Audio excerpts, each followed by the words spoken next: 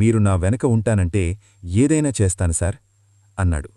నిధి బ్యాంకును లూటీ చెయ్యాలి చెప్పాడు ప్రద్యుమ్న. పక్కన బాంబు పడ్డినట్టు ఉలిక్కిపడ్డాడు. అదేంటి సార్, ఈ ప్రమాదం నుంచి గట్టెక్కించండి అంటే ప్రమాదంలోకి నెట్టేస్తున్నారు.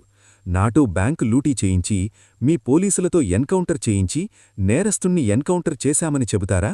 భయం, కోపం కనిపించాయి విభాకర్ మాటల్లో. కాదు, నువ్వు నేరస్తుడివి కాదని, అసలు నేరస్తుడు వేరే ఉన్నాడని నిరూపిస్తాను. అసలు నేరస్తుణ్ణి పట్టుకుని ఆ క్రెడిట్ నీకిచ్చి ప్రభుత్వంతో మంచి రివార్డు కూడా ఇప్పిస్తాను నవ్వుతూ చెప్పాడు ప్రద్యుమ్న.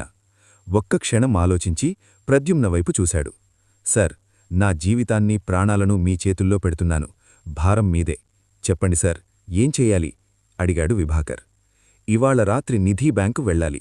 మా పోలీసులు మఫ్టీలో ఉంటారు. నువ్వు భయపడవలసింది ఏమీ లేదు. సీసీ కెమెరాలకు కనిపించేలా బ్యాంకును దోచుకోవాలి.